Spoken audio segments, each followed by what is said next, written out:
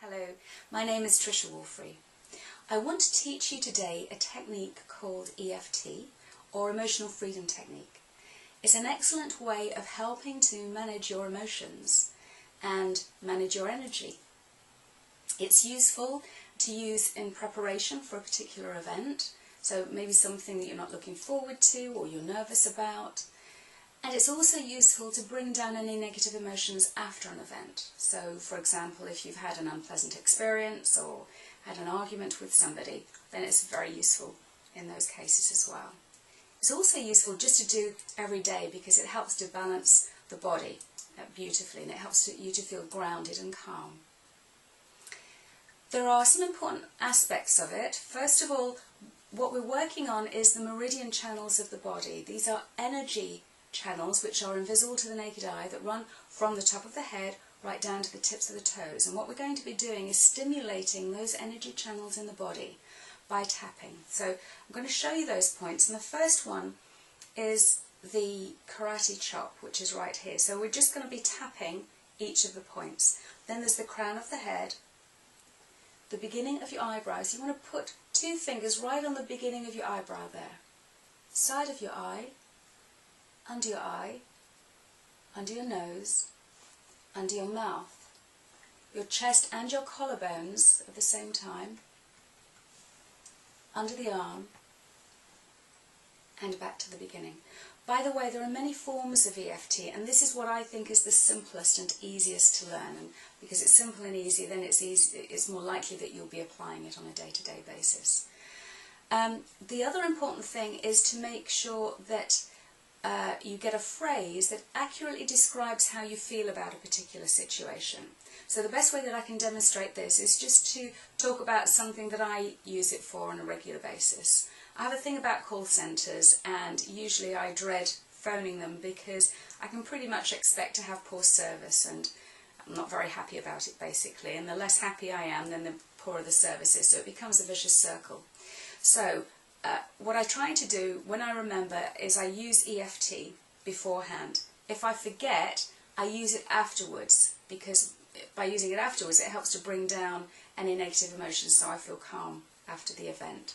But it's much better to use it beforehand. It's just that sometimes I forget. If I have to make a quick call, I might forget to use it.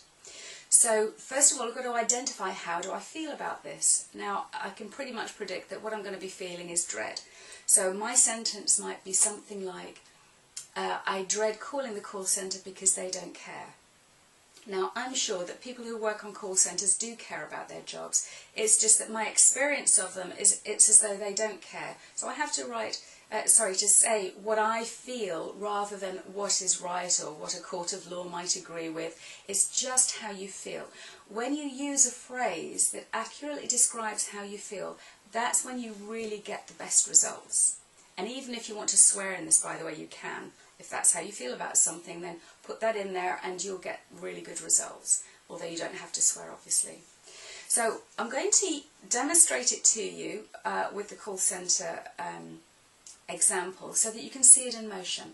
Before I start, I want to think about how much am I dreading calling the call centre, and typically it will be 8 out of 10 dreading. Okay, so then I will start, and I will sit my sentence, which is called the declaration phrase, into a much bigger phrase.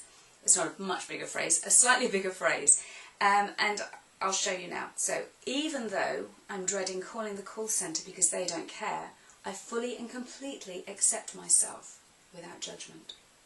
Even though I dread calling the call centre because they don't care, I fully and completely accept myself without judgment. Even though I dread calling the call centre because they don't care, I fully and completely accept myself without judgment.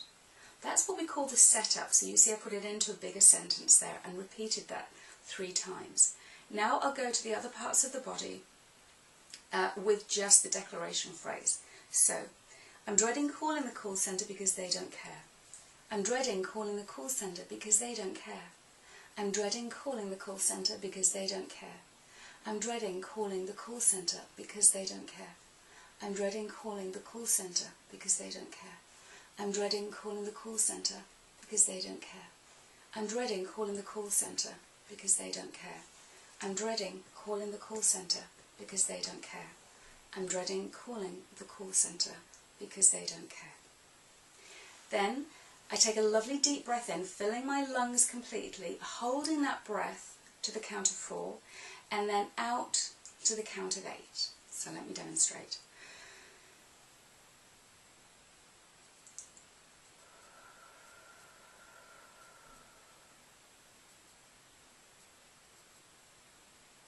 And then gently I open my eyes and I think, right, now, out of 10, how much am I dreading calling the call centre? And typically for me, it will come right down to a 1 or a 2, just in one round. I'm happy for it to be a 1 or a 2, by the way, because that 1 or 2 helps me to deal with them in an assertive way if I need to, but still being resourceful. Sometimes it's appropriate to bring that negativity right the way down to 0. That decision is yours. Now, what happens if it doesn't come down, or doesn't come down very much? It could be that the phrase wasn't quite right. Now, the phrase that I used was fairly general. I said, I dread calling the call centre because they don't care. It could be that I need to personalise it more. So if I said, for example, I dread calling the call centre because they don't care about me, or I dread calling the call centre because they don't care about me and my computer, or I dread calling the call centre because they don't care about me and whether I get any work done today. Whatever it is, it needs to feel absolutely, yes, that's how I feel about it. And when you get it just right, you get the best results. The other thing is that it may be that you have layers of the problem that you need to deal with. So, for example, using my phrase, it may be that what is in my head as I'm doing it is that it reminds me of that time last month when I was not able to work for a whole day because of the poor service that I got. So then I would tap on that. Or it may be that it reminds me that I don't think people care. I do think people care, by the way, but that might be a layer that I would work on. So it's important to work through the layers of the problem. As I said, there are different types of EFT, some that are longer and more complicated. It could be that your condition or problem is such that it needs a longer version, in which case you probably need to see a trainer to learn how to do it, or perhaps there's another video out there that has the full system. But it is longer and more convoluted. Or it could be that you need to see a professional because the issue is deep-seated and you need some professional help on it. But generally, 95 times out of 100, this is useful for people in their everyday life, on everyday problems. What else can I tell you? I think that's it. So as I said, before the event, you can use it before an event to help to prepare. You can use it after an event if you've been distressed by it in any way. And it's really good just to do on a daily basis, actually, just to help you to feel good. I hope that's been helpful to you. There are written instructions that accompany this, but if you do have any other queries, you're very welcome to contact me on my website. That's www.pw-hypnotherapy.co.uk. Thank you.